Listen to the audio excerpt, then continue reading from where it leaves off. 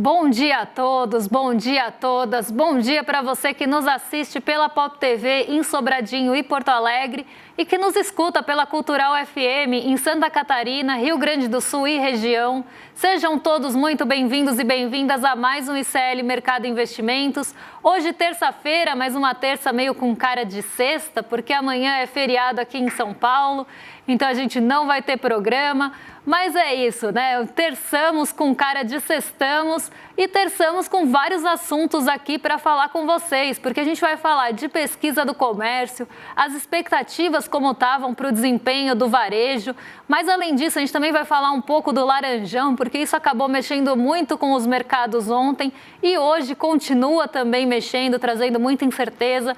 Então a gente vai falar sobre isso, vamos falar sobre IGPDI também, tem muito assunto para falar nessa terça-feira, então eu não vou perder muito tempo e já vou passar para a nossa agenda. Então vamos ver o que tem para sair, o que já saiu aqui no Brasil e no mundo nessa terça-feira. À 1h30 da manhã, na Austrália, o Banco Central já decidiu a política monetária, então já teve decisão de juros por lá. Às 8 horas aqui no Brasil saiu o IPCS semanal e às 9 horas também aqui no Brasilzão a pesquisa mensal do comércio de maio. Então o IPCS semanal é o IPC, o Índice de Preços ao Consumidor da FGV, medição que sai semana após semana. E às 9 horas o IBGE divulgou a pesquisa do varejo restrito e ampliado. Então vamos ver como é que ficou o comércio nesse mês de maio, que tem inclusive Dia das Mães, então vamos ver se essa sazonalidade apareceu. Às 4 horas da tarde, tem dados de crédito ao consumidor de maio lá nos Estados Unidos. E às 10h30 da noite sai o PPI e o CPI, Índice de Preços ao Consumidor e ao Produtor, lá na China, medição de junho. E lá na zona do euro agora está tendo reunião do Ecofin. Ontem teve do Eurogrupo e agora tem do Ecofin. Então hoje um dia com alguns indicadores relevantes aqui no Brasil, principalmente em relação ao comércio, mas que a gente deve ficar de novo um pouco à mercê do mercado internacional. Eu não vou dar spoiler porque o Diego já vai contar daqui a pouquinho como é que foi o movimento de ontem, mas a gente deve ficar de novo à mercê do mercado internacional e um pouco refém também da nossa agenda mais política, que acaba tomando força quando a gente tem um dia de indicadores mais esvaziado. Então, eu não vou também perder tempo, já vou dar bom dia para o Diego, passar para a nossa redação, para ver como é que fechou a Bolsa ontem, como é que os mercados agiram diante de tudo isso que está acontecendo. Diego, bom dia, como é que você está? Bom dia, Débora. Muito bom dia para toda a nossa audiência. É um prazer estar aqui com vocês mais uma manhã. Muito bom dia para o Mr. Bean, diretamente de Barbacena, em Minas Gerais. Bom dia para o Bad Dog. Bom dia para a Terezinha Rabelo, que estava sumida do chat, inclusive. Bom dia para o Renato Murakami, para o Theo, para a Neraci Miranda. Enfim, muito bom dia para toda a nossa audiência. Vamos para o nosso fechamento? Pois bem, depois de 2 dias de recorde, o Ibovespa pisou no freio. Nesta segunda-feira, o nosso principal índice acionário caiu 1,26%. E fechou em 139 mil pontos. As bolsas americanas também caíram e o dólar subiu quase 1% no dia de ontem, encerrando o dia cotado a R$ 5,47. O clima pesou ainda mais mediante a novas ameaças de tarifas. Agora, contra 5 países e até sanções a nações que se aproximem dos BRICS. Donald Trump também voltou a criticar o governo Lula. O presidente reagiu defendendo a soberania nacional. Foi, enfim, um dia de queda generalizada. Mas, mesmo com o susto, o Ibovespa ainda mostra força em 2025. Em dólares, a alta acumulada no ano é de 34%, o melhor resultado desde 2016. E os investidores estrangeiros estão de olho. Nos próximos dias, o mercado segue atento. Juros, dólar, confiança externa, tudo no radar dos investidores. Débora?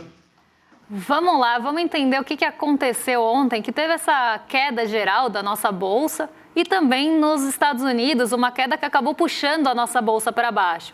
Então aqui, se a gente fosse pensar só nos fatores domésticos, a gente teve um movimento de ajuste de correção. A nossa bolsa foi batendo ali os recordes intradiários, conseguiu estabelecer aí novos patamares e isso já traz uma percepção que em algum momento vai ter correção, vai ter ajuste. Por quê? Chega num teto que ainda não tinha sido alcançado e as pessoas começam a vender, né? Começam a realizar os ganhos que a gente chama de realização de lucros, é isso. Chega em um dado momento que o lucro já tem uma esticada e as pessoas vão vender aquelas ações para embolsar o dinheiro e isso começa a ter um processo de queda em alguns ativos. Só que a queda aqui ela foi generalizada. Tanto as ações de maior peso aqui da nossa bolsa, quanto as menores e as menos negociadas acabaram tendo esse movimento de queda. Então, não foi um movimento específico de nenhum setor.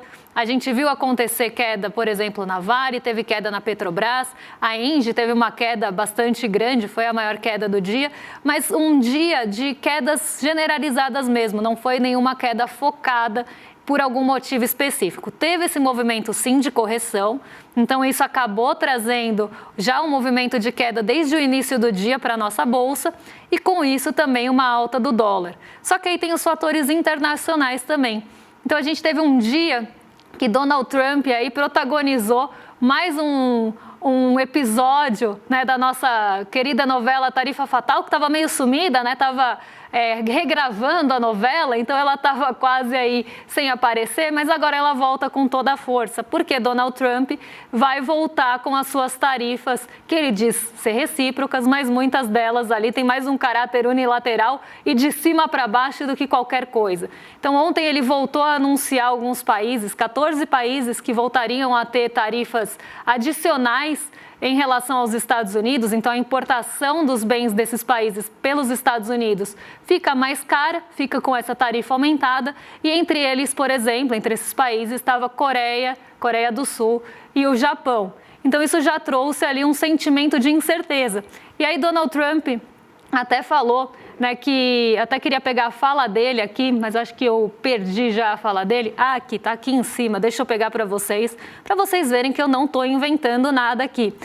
Ao todo, 14 economias terão produtos sobretaxados, então com uma tarifa adicional pelos Estados Unidos, com percentuais que variam entre 25% e 40%. Conforme Trump declarou nessa segunda, as medidas devem entrar em vigor a partir do dia 1º de agosto, mas o republicano afirmou que esse seria um prazo final que não está 100% certo. Então, de novo, ele joga as tarifas, coloca alguns países, e aí tem uma série de países aqui que vão ter essa tarifa aumentada, e ele joga isso, mas fala, não está 100% certo a data ainda, porque ele vai, jogar essas tarifas lá em cima, esperando que esses países busquem os Estados Unidos e busquem a Casa Branca para tentar negociar as tarifas dentro das métricas e dos parâmetros estipulados por Donald Trump. Se ficar contento dele, quem sabe ele não muda de ideia. Então ele sempre joga isso, mas com um clima de incerteza.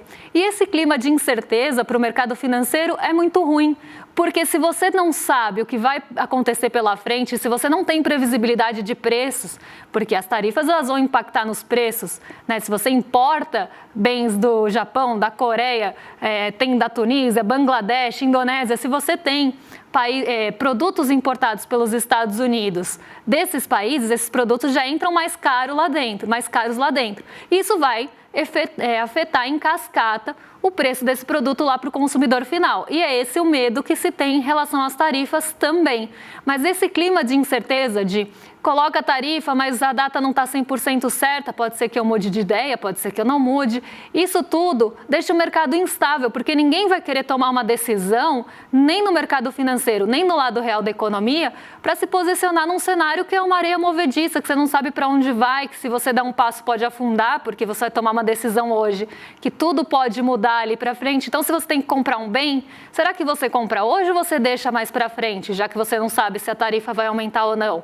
Será que se você quiser aumentar a sua produção, você faz hoje ou você espera um pouco? Contratar gente, será que os insumos vão ficar caros e vão inviabilizar a sua produção? Então, não vou contratar mais gente? Então, você começa a ter essa incerteza do lado real e do lado financeiro também de mercado da economia, porque ninguém vai querer comprar também ações, se posicionar em títulos, se esses preços podem mudar ao longo do tempo. Então fica nesse clima de compasso de espera, nessa incerteza, nesse stand-by, ninguém querendo tomar decisão, e isso é muito ruim para os países, não só para os Estados Unidos, mas para os outros países também. Até porque a gente sabe que as decisões em relação a Donald Trump são sempre de cima para baixo. Então, ele vai impor esses parâmetros de negociação e quem quiser que sente com ele já fez isso uma vez, já fez isso em outras ocasiões, então se espera que ele vá tomar esse tipo de posicionamento de novo. E aí ele também fez ameaças aí a quem se aproximar dos BRICS, né? Não é nem entrar nos BRICS, mas quem se aproximar dos BRICS. Então você vê que começa a ter, né, de novo aquela jogada geopolítica com um lado, até usando o lado comercial da coisa, mas ele quer mesmo colocar o poder e impor as vontades dos Estados Unidos e o poder dos Estados Unidos sobre outros países. Então é isso que Donald Trump quer. E já que a gente estava falando de laranjão, eu vou pegar uma outra notícia aqui que saiu bem cedinho hoje. Na verdade, não tão cedinho, foi um pouquinho antes do nosso programa, que é às 10h22, que a Trump Media, né, que é uma das empresas do grupo, né, do Donald Trump, entrou com um pedido dentro da SEC. A SEC nos Estados Unidos seria a nossa CVM aqui. Tá? Então, só para vocês entenderem, porque ele quer fazer uma ETF do seu cercadinho ali, vamos pensar assim. ETF, para quem não sabe, é um título ali que você negocia, né? É um tipo de ativo que você negocia e ele é indexado, ele tem referência em outros ativos. E aí ele quer lançar, né, uma ETF que chama Truth Social Crypto Blue Chip. Então, seria ali as Blue Chips, né, as mais famosas, criptos, e a Truth Social no meio disso tudo.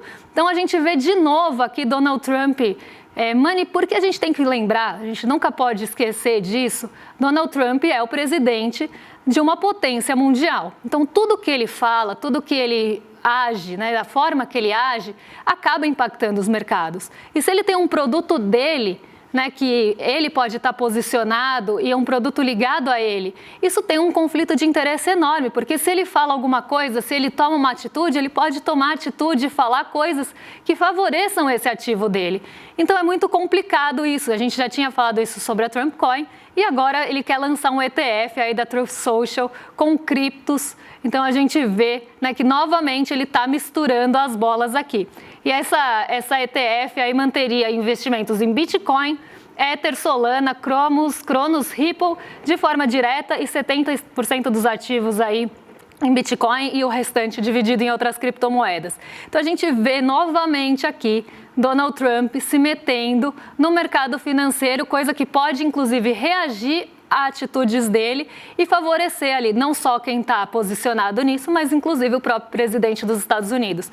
Então, algo bastante escandaloso e acho que vale a pena passar aqui para vocês, já que essa notícia é fresquinha e saiu agorinha.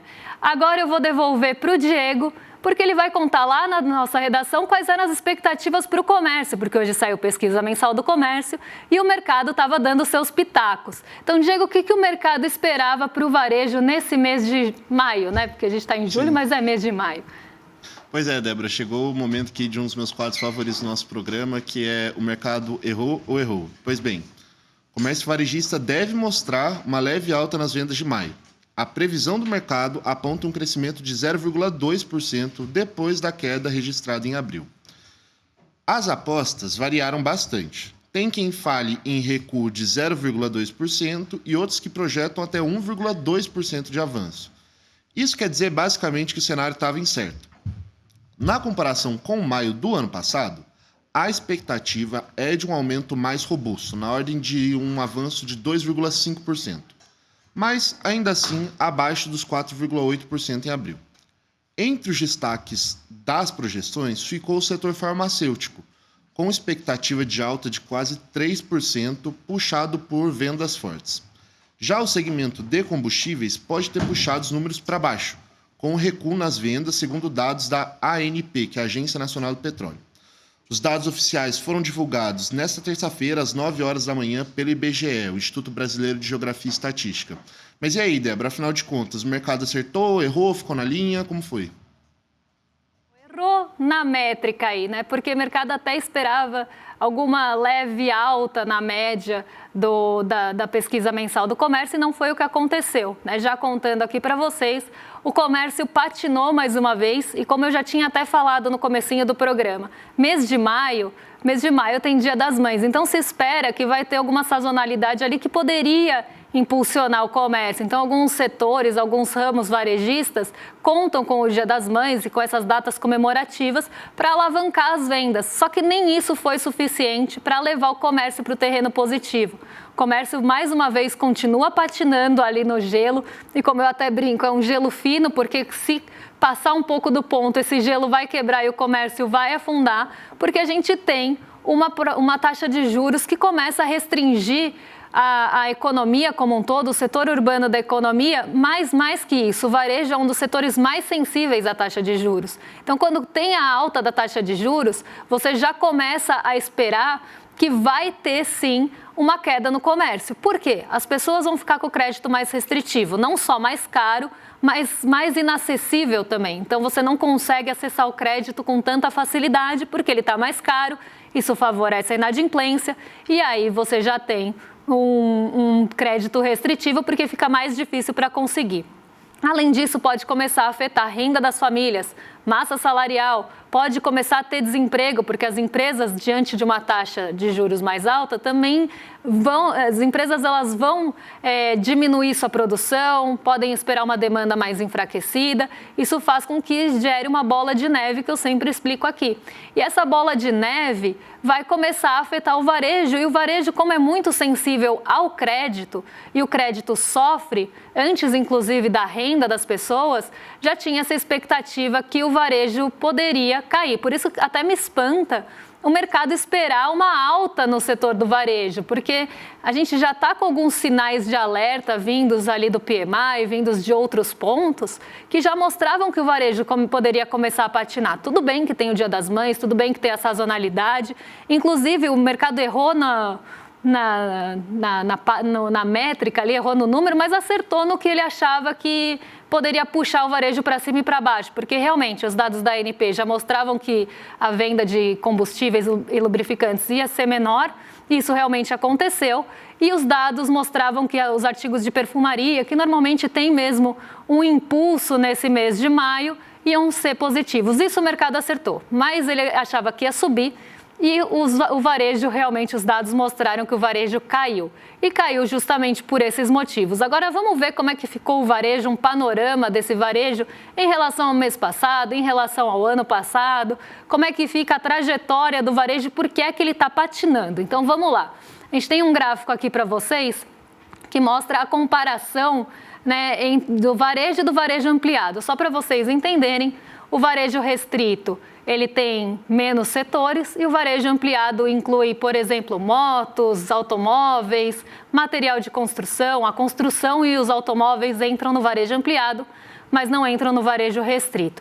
Então, o varejo restrito aqui caiu 0,2 na comparação maio e abril, só que o ampliado ainda conseguiu subir um pouquinho, teve um pouquinho de fôlego vindo de alguns setores, e ele fica na comparação mensal positivo, até porque sai de uma base também de comparação ruim. Nos 12 meses, então, se a gente pega o acumulado em 12 meses, a gente ainda tem um varejo positivo, tanto no ampliado quanto no restrito, de 3% no ampliado e de 2,4% no restrito. E no ano também, apesar dos tropeços, a gente tem um varejo ainda no positivo, aí no azul, em 2,2 e 1,1. Só que aqui o que eu queria chamar a atenção é mais para o próximo gráfico que a gente tem, que mostra as linhas, né? Na verdade, um outro que a gente tem, aquele das linhas e das barrinhas, não sei se temos, então vamos nele primeiro, porque aqui a gente começa a ver que o varejo está realmente patinando. Quando ele sobe, ele não está conseguindo ter muito fôlego, né? Então, quando a gente olha ali, vamos pegar do fim do ano para cá, que é quando a taxa de juros começa a mostrar suas garrinhas, a gente tem queda de 0,2, 0,2, aí sobe 0,2, sobe 0,6, consegue um fôlego em março com alta de 0,8, e aí alguns fatores também sazonais que levaram a isso, específicos do mês de março. Em abril ele cai 0,3 e em maio 0,2. Só que quando a gente olha no acumulado em 12 meses, que mostra essa trajetória mais de médio prazo, como é que está se comportando o varejo, a gente vê que ele está patinando há muito tempo. Então ele tem uma queda de 4,1, ele entra em declínio no fim do ano passado, começo desse ano, e aí ele está sempre oscilando entre 3%, 2,8%, ele não consegue sair muito disso. Ele está sempre ali na órbita dos 3%, então ele não consegue avançar, não consegue trazer um novo fôlego no acumulado em 12 meses, porque os meses anteriores tinham sido melhores. Quando você substitui um mês melhor por um mês mais fraco, porque sai um mês e entra outro, nessa comparação de 12 meses, isso traz, né, essa perda do ritmo e a gente vê um varejo oscilando sempre ali na mesma base. Então, ele não consegue fôlego para sair desse mesmo lugar. Por isso que a gente fala que está patinando. Não é que ele está afundando ainda, mas ele está com muita dificuldade de engrenar, né? Está com dificuldade de engatar e ir em frente. Agora, quando a gente vê os ramos, né, que aí era aquela tabelinha que estava aparecendo anteriormente, a gente consegue ver quem que puxou esse varejo no mês. Será que foram bens mais caros? Será que foram bens mais baratos? Será que foram bens mais sazonais? E aqui que eu queria chamar a atenção. Combustíveis e lubrificantes caíram 1,7%, como até o previsto lá pelo mercado, os dados da ANP já mostravam para isso. Hiper e supermercados conseguiram ficar no positivo, mas sem grandes fôlegos aqui, com uma alta de 0,4%. Os tecidos, vestuários e calçados subiram 1,1%, móveis e eletrodomésticos 2%, e artigos farmacêuticos e de perfumaria 1,7%. Aqui a gente tem o fator mais sazonal, Dia das Mães, né, que são vestuários, móveis eletrodomésticos e artigos farmacêuticos e de perfumaria, que normalmente nessa época do ano acabam tendo um fôlego, apesar da taxa de juros. Então, mesmo a taxa de juros podendo limitar esses móveis e eletrodomésticos, que também vêm de uma base ruim, ainda teve vendas no varejo e em relação ao mês passado, uma alta de 2%. Livros, jornais e papelaria caíram 2%, material para escritório, né, e equipamentos de escritório, alta de 3%, e aí o varejo ampliado com uma alta de veículos, motos, partes e autopeças. Esse dado é bastante interessante, a construção ficou zerada aqui, mas a parte dos veículos, motos e autopeças aí é interessante justamente porque, diante de uma taxa de juros mais restritiva, espera-se que esse setor do varejo ampliado e que o varejo ampliado sofra também. Mas a gente vê que ele ainda consegue um fôlego residual para se manter no positivo, até porque também no mês passado não tinha sido tão bom. Então, na comparação mês contra mês, ele consegue esse fôlego adicional. Mas a gente vê que o varejo está concentrado, as grandes altas ficaram concentradas em 3 ramos muito sazonais. Pode ser que no mês que vem, tudo bem que junho também tem Dia dos Namorados, tem data comemorativa, mas pode ser que não tenha o mesmo fôlego. E as pesquisas, os sentimentos de consumidor, o próprio PMI mostram que os pedidos estão diminuindo, a demanda está diminuindo, que o crédito está apertando. Então, pode ser que o comércio comece a ter meses ruins daqui para frente. Vamos ver se a gente tem meses piores do que esse ou se a gente tem meses melhores. Outra coisa que a gente tem que analisar em conjunto aqui é a pesquisa de serviços, porque pode ser que o brasileiro no mês de maio tenha escolhido gastar mais no comércio do que nos serviços. Então, isso também traz um ponto de importância para a gente ver junto, ou um ponto de alerta. Será que a pesquisa mensal de serviços vai mostrar uma queda brusca? Porque se mostrar, a gente está entrando já naquela situação de difícil escolha ali entre 2 setores. Gasto mais no lazer ou compro alguma coisinha? Isso que a gente não queria que acontecesse, mas isso é um efeito de taxa de juros alta que acaba enfraquecendo e enforcando a economia urbana. Agora a gente tem mais uma notícia para vocês, eu acho que hoje eu vou conseguir chegar até o fim do roteiro, que é o IGPDI. Então, Diego, conta pra gente, o que o IGPDI trouxe de novidade? Pois é, Débora. O IGPDI é um desses vários índices de inflação que a FGV calcula, né? E, nesse caso, esse índice de inflação deu mais um passo para baixo. O IGPDI caiu 1,80% em junho, em sua maior queda do ano até agora. Em maio, o indicador já tinha recuado 0,85% na comparação mensal. No acumulado de 2025, a baixa chega a 1,76%. Mas nos últimos 12 meses, ainda alta de 3,83%. A queda forte nas matérias-primas puxou o desempenho desse índice. O café, por exemplo, ficou mais barato para o produtor. O mesmo vale também para o minério de ferro, que influencia os custos na construção civil.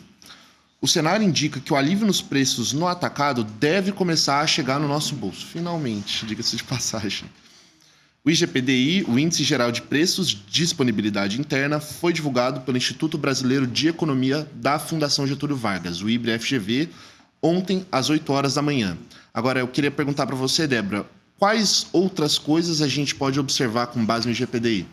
Bom, o IGPDI ele trouxe esse comportamento que a gente já tinha visto em outros índices da própria FGV, como IGPM, IGP-10. Toda vez que a gente tem um índice ali que acaba vindo antes, a gente já tem uma expectativa ou o que esperar para o próximo índice, né? Então, até por isso, eles são divulgados em datas diferentes, têm recortes diferentes, trazem essa perspectiva já ou essa tendência que a gente espera. E o IGPDI, ele confirmou isso. Novamente, preços ao atacado puxaram o índice para baixo, então já vamos até colocar aqui para o pessoal de casa acompanhar enquanto eu falo, porque os preços ao atacado ou os preços aos produtores acabaram puxando bem essa queda do IGPDI, que foi de 1,80 nesse mês.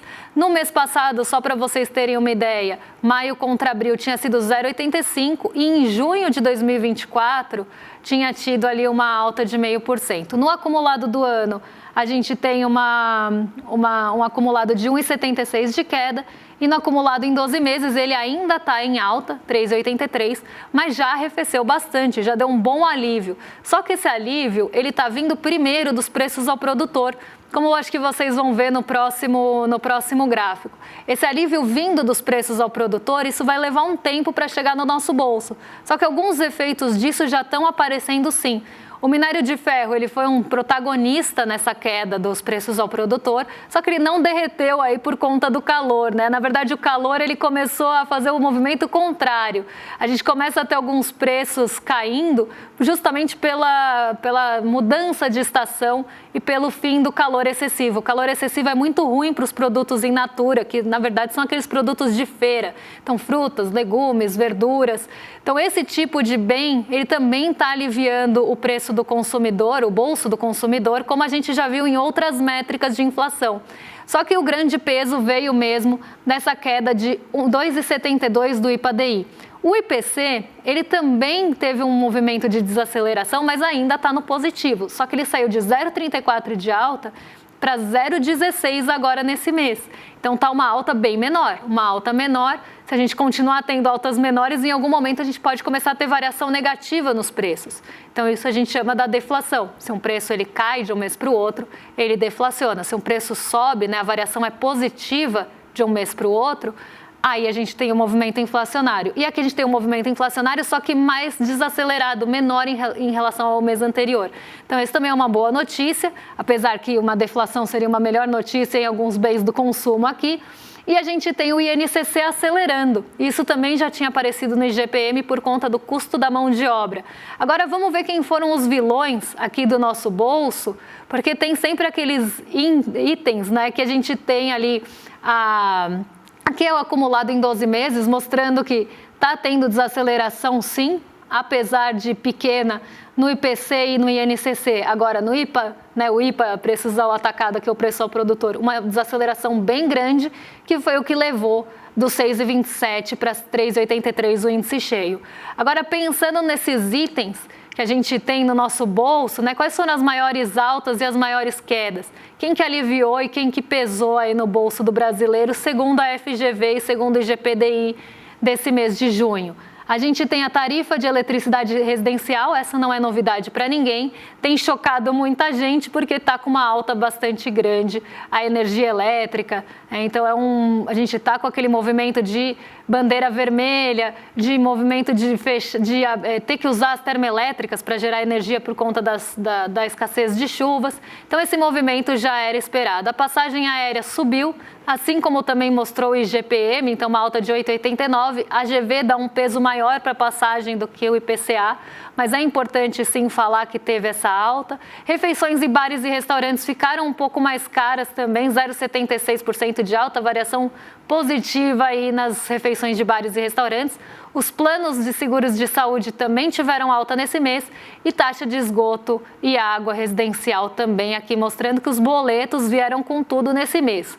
Agora, as maiores quedas do IPC ficaram com o aluguel residencial, o desodorante, olha que curioso, seguro facultativo para veículo, tarifa de ônibus e para o Bad Dog, que não sei se está aí na nossa audiência, os ovos caíram 5,98, começando a trazer aquele alívio com o fim da sazonalidade que se tem em relação aos ovos, tanto pelo calor, quanto também por algumas datas cristãs, tipo Quaresma, que acaba mexendo com o preço do ovo, né? E aí a gente tem a junção da Quaresma com os insumos mais caros, o milho estava muito caro, a gente tinha também as embalagens mais caras.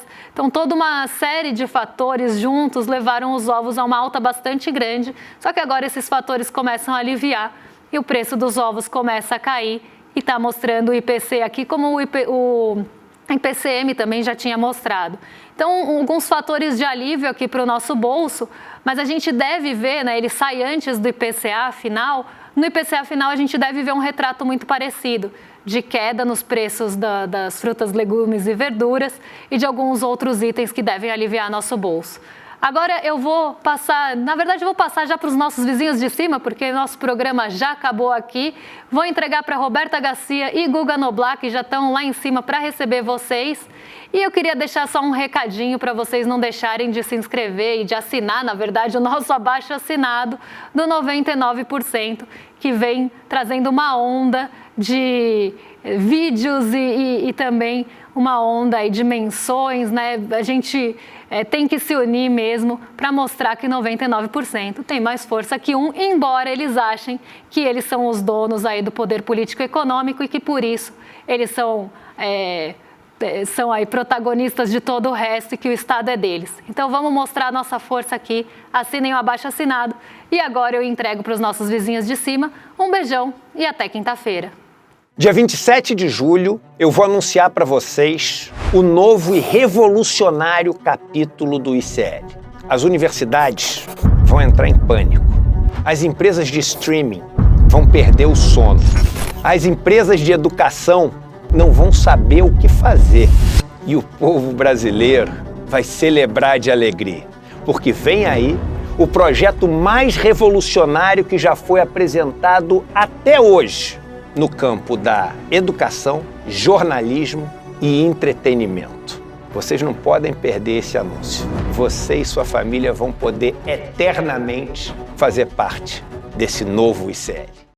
Você tem um canal, rádio ou TV? Chegou a hora de levar ao seu público o jornalismo que faz história. Democracia! No ICL, você tem acesso exclusivo a Chico Pinheiro. Esses caras fardados sempre estiveram tumultuando a vida democrática neste país. Leandro Demore. Que foi tudo tomado pela água. Heloísa Vilela. Que a mesquita é aqui dentro do campo de refugiados. Juliana Dalpiva em campo. O conjunto probatório é muito forte. Apurando tudo de perto, feito por quem entende. São histórias que mudaram o Brasil e você pode levá-las ao seu público.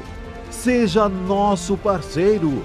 Use nossa programação gratuitamente e fortaleça seu conteúdo com credibilidade. Acesse icl.com.br/parceria. Juntos, levamos a verdade mais longe.